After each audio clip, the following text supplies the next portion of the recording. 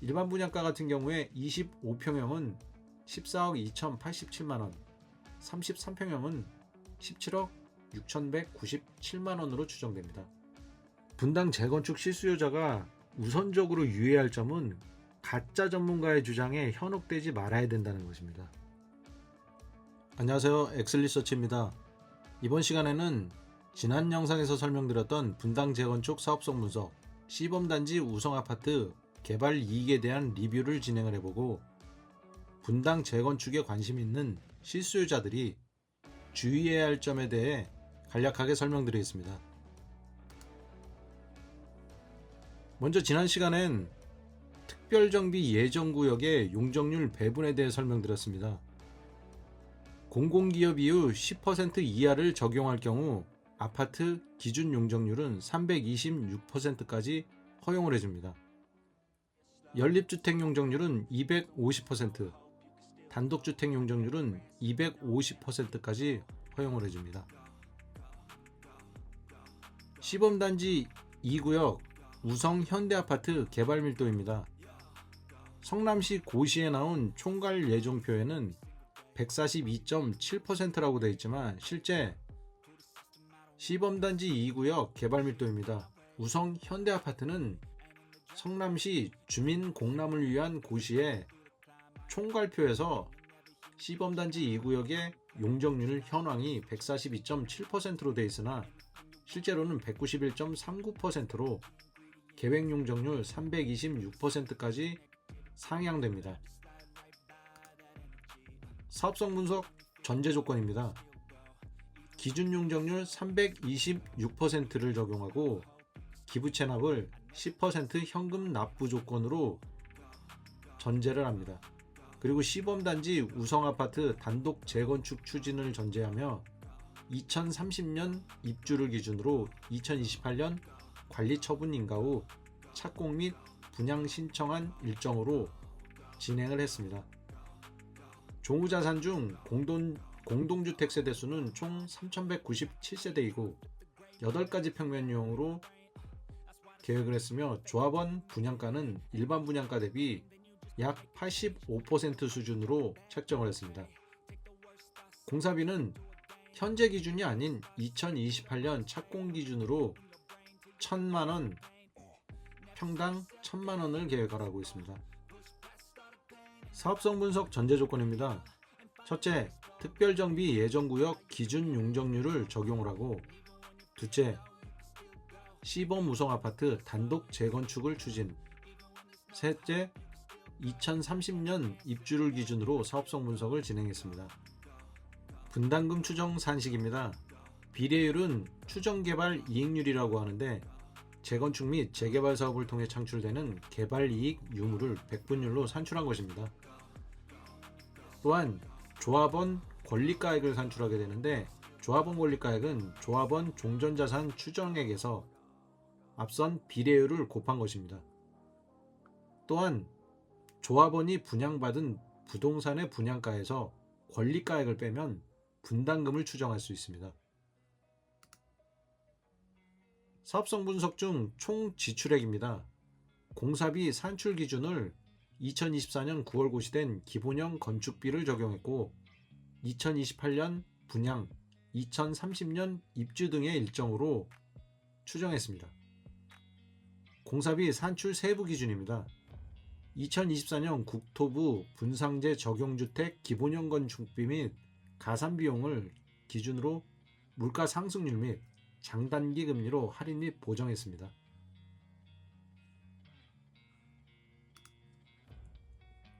종전자산가액의 추정 기준입니다. 원칙은 2030년 입주 시 2028년 관리처분계획 수립이 완료되고 종전자산을 감정평가해 산출을 해야 됩니다. 종전자산 추정 세부 기준은 종전자산가격에 공동주택 공시가격을 보정하여 일괄 적용했습니다.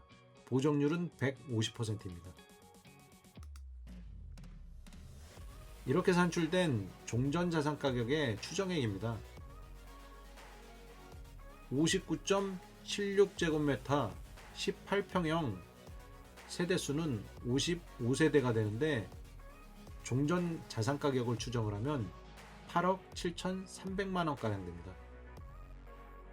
전 평형대의 총 합계 종전 자산 가격은 2조 5,332억 2천만원가량 됩니다. 종후 자산가격 추정 기준입니다. 종후 자산가격 같은 경우엔 도시 및 주거환경정비법 제76조 제1항 5호에 따라 분양신청 기간 만료일 기준으로 종후 자산가격을 산출해야 됩니다. 세부 기준은 추후 사업 진행 시 감정평가 후에 산출해야 됩니다. 현재는 국토부 실거래가를 기반으로 보정 및 할인율을 적용해 추정했습니다. 그에 따라 추정된 종후 자산가격입니다. 사업계열을 보면 세대수는 3,116세대로 1,242세대가 증가했고 주차대수는 6,232대, 4,256대가 증가했습니다. 기존 용적률 191.11%에서 325.96%로 증가했습니다. 이때 공공기업이율 10%를 적용해 360% 미만까지 적용 가능합니다. 종후 자산가격 중 세대 배분입니다. 25평형이 34.72%를 차지하고 33평형이 36.2%, 1128세대를 차지하고 있습니다. 종후자산 가격 중 조합원 분양가입니다. 조합원 분양가는 2028년까지 물가 상승률 및 장단기 금리 할인율을 보정해 추정했습니다. 조합원이 25평형을 분양받을 경우 12억 3,065만원의 분양가를 적용받습니다. 25평형부터 69평형까지 배분되어 있는 평형대의 총 조합원 분양가 총액은 2조 9,875억 9천만원가량 추정됩니다. 종후 자산가격 추정입니다. 일반 분양가 같은 경우엔 마찬가지로 면적별 일반 분양가 추정 기준이 2028년까지 물가 상승률 및 장단기 금리 할인율을 보정했습니다. 추후에 재건축 추진 중에 관리처분계획 수립을 한 후 감정평가를 해 산정을 해야 됩니다. 일반 분양가 같은 경우에 25평형은 14억 2,087만원, 33평형은 17억 6,197만원으로 추정됩니다. 각 평형대 일반 분양가 총 합계액은 2조 1,637억 8천만원입니다.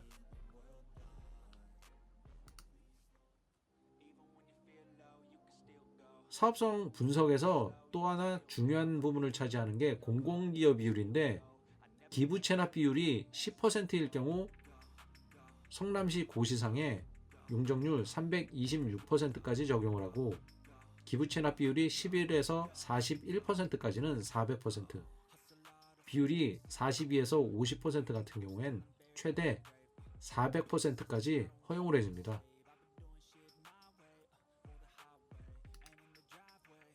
이를 바탕으로 분양수입을 추정을 해봤습니다. 분양수입 집계표입니다. 총 수입은 5조 1,513억 원이고 총 지출은 2조 2,220억 원, 조합원의 종전 총 자산은 2조 5,332억 원입니다. 종후자산을 추정했을 때 종전자산 가격은 공동주택 공시가격의 보정률 150%를 일괄 적용했습니다. 그에 따라 사업성을 분석하면 비례율은 115.64% 됩니다. 분양수입을 추정하기 위한 비례율을 다시 설명드리면 추정개발 이익률이라고도 하는데 재건축 재개발 사업을 통해 창출되는 개발이익의 규모를 백분율로 산출한 것입니다. 관리처분 계획에 필요한 조합원 소유 종전 부동산의 권리가격 산정에 필요한 개발 이익률을 의미하며 조합원 분담금에 적용을 합니다.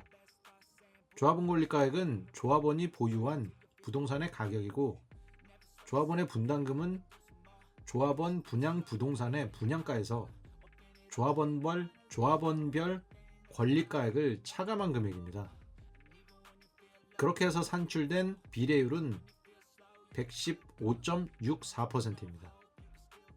또한 총 사업비 같은 경우에 공공기여 비율을 포함을 했으며 2조 2220억 원가량 됩니다. 비례율 115.64%를 적용한 면적별 조합원 권리가액 및 분담금, 분양가 총액입니다. 검정색은 분담금을 나타내고 노란색은 환급금을 나타냅니다. 63평형을 소유한 조합원이 61평형을 분양받을 경우 7천만 원의 분담금이 발생하고 51평형을 분양받을 경우 2억 5,500만 원가량을 환급받을 수 있습니다. 72평형을 소유한 조합원이 61평형을 분양받을 경우 약 6,500만 원을 환급받고 66평형을 분양받을 경우 530만 원의 분담금이 발생합니다.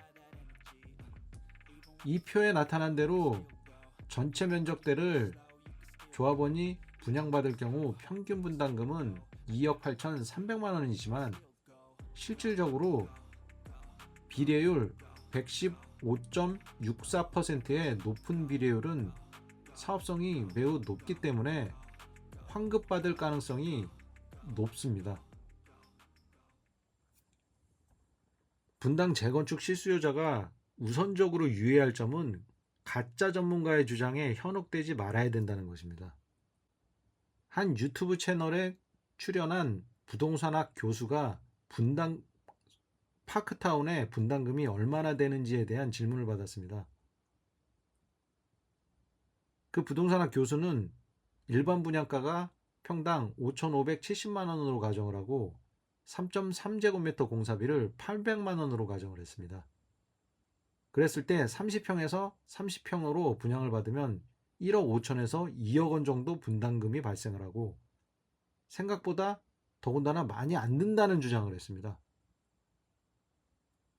또한 20에서 30평형 같은 경우에는 3억에서 5억 원 정도의 분담금이 예상된다고 주장을 했는데 만약에 이 정도라고 하면 비례율이 100% 이하가 되고 95% 정도밖에 안 되기 때문에 재건축 선도지구 공모 신청을 해서는 안 됩니다. 재건축을 당연히 추진해서도 안 되고요. 근데 마치 본인이 계산을 해서 산정을 해서 분담금이 이 정도 나온다라고 하는 것처럼 사실인 양 이렇게 주장을 하면 실수요자들 같은 경우에는 자기가 매수할 기회를 오히려 놓치게 되고 나중에 한참 가격이 올랐을 때 매수할 수 있는 결과를 초래를 합니다. 물론 재건축 분담금이 안 나오고 환급만 받을 수 있다고 주장을 하는 것은 아닌데 최소한 비례율이 얼마나 되고 어떤 근거에서 그리고 감가와 혹은 보정을 어떻게 했는지 할인율을 어떻게 적용을 했는지 입주는 언제인지에 대한 거를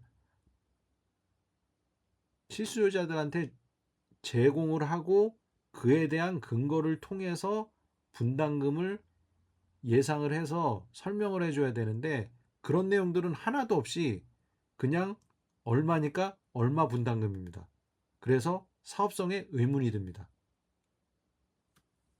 앞선 설명처럼 시범단지 우성아파트 같은 경우에는 115% 정도 나오는데 다만 아파트 값이 어느 정도 상승한다는 가정하에 재건축을 추진을 한다는 거고 만약에 선도지구를 지정을 한다고 해도 그런 선도지구의 취지 목적 자체가 사업성을 어느 정도 보정을 해주고 그 다음에 기간을 최대한 단축을 해서 그런 리스크를 줄여준다는 전제하에 재건축 사업을 추진을 하겠다라는 전제가 있기 때문에, 그렇기 때문에 비례율을 추정을 하고 분양가를 추정을 해서 사업성을 검토를 하는 겁니다. 근데 부동산 전문가라고 하는 사람들이 그런 취지 자체도 알지 못하면서 자기가 무슨 주장을 하는지도 모르면서 30평에서 30평으로 분양을 받았을 때 1억 5천에서 2억 원 정도 분담금이 발생을 한다. 그렇기 때문에 사업성이 안 좋다. 이런 주장을 한단 말이죠. 그렇게 되면 실수요자는 정말로 자기가 관심 있는 단지에 대한 혹은 재건축에 대한 어떤 매수 기회를 놓치게 될 수 있는 상황이 분명히 벌어진다는 거죠. 그렇기 때문에 실수요자들께서는 언론이나 유튜브 공간에 노출이 자주 되는 부동산 전문가나 부동산 경제학 교수 등 다수는 전문성이 없는, 좀 제가 과격하게 얘기하면 가짜 전문가일 가능성이 높기 때문에 최대한 이런 분들의 말씀은 검증이 된 상태에서 받아들이셔야 한다. 그런 말씀을 드리는 겁니다. 사실 1기 신도시, 특히 분당 신도시 재건축 사업의 최대 수혜자는 건설회사입니다. 앞서 제가 비례율을 산정하면서 분양 수입을 추정할 때 구조를 설명드렸듯이, 공사비가 폭등을 하면 조합원의 분양 수익이 줄어들고 조합원의 환급금이 대폭 감소하기 때문입니다. 따라서 건설회사는 공사비가 무엇보다 중요합니다. 건설회사는 공사비를 올릴 수 있는 여러 가지 방법들을 가지고 있습니다. 사실 강남구 한 아파트의 재건축 단계별 공사비 폭등 시기를 타임라인으로 정리한 것입니다. 재건축을 할 때 건축 허가를 완료하면 사업시행 인가를 받게 되고 관리처분계획 인가를 또 받습니다. 그리고 관리처분계획 인가가 완료되면 철거, 이주 및 착공을 하게 되고, 그 뒤 일반 분양을 신청을 해서 분양대금을 공사비에 충당을 하게 되고, 추후 준공하면 입주를 하게 되는 이런 일정입니다. 재건축이. 근데 이 아파트 같은 경우에는 사업시행 인가 후에 1.7조 원의 공사계약을 체결을 했는데, 이 당시 세부 내역이 없이 공사 본계약을 체결을 했습니다. 그러다 보니까 추후에 착공하기 전 단계에서 아직 시간이 뭐 2, 3년, 1, 2년에서 최소 1, 2년에서 3년까지 남은 상황에서 물가가 오르기도 하고 자재값이 오르는 것도 뭐 물론 있지만, 그 상황에서 조합에서 요구하는 요구 사항들이 또 더해지게 되면 공사비가 상승할 수 있는 가능성이 존재를 하는데, 이 당시 조합의 전문성이 부족하다 보니까 그런 것들을 놓치게 되고, 건설회사는 전국에 수많은 재건축, 재개발 사업을 진행을 하기 때문에 각 조합의 전문성이 어떻게 되는지, 부족한지 어떤지를 다 알고 있거든요. 그러다 보니까 이 절차에서 뭘 해야 된다, 어째야 된다, 이런 것들에 대해서 구체적으로 설명하는 걸 어떻게 보면 꺼리게 됩니다. 그 와중에 시간은 계속 지나가게 되고 조합원은 비용이 또 발생을 하게 되기 때문에 빠른 공사를 원하게 되고, 또 어떤 조합원은 타 단지가 이런 고급화 마감재를 했는데 우리는 왜 안 해주냐, 이러면서 고급화 목적의 설계 변경을 건설회사에 또 요구를 하게 되고, 이때 건설 공사비 협의는 진행이 안 되게 되겠죠. 그러면 설계 변경을 하게 되면 당연히 공사비가 상승을 하게 되고요. 이렇게 해서 또 1, 2년이 또 흘러가게 되고, 관리처분계획 인가를 받게 되면 조합원 분양 신청을 또 해야 되기 때문에 실질적으로 비용이 어떻게 지출이 되는지 알 수가 없으니까 공사계약을 또 다시 체결을 하게 되고, 이때도 마찬가지로 건설회사는 세부 내역을 구체적으로 제공을 하지 않습니다. 왜냐하면 기업비밀이라는 미명하에 세부적인 내용을 제공을 하지 않는 거죠. 그래서 뭉뚱그려서 공사비가 얼마다.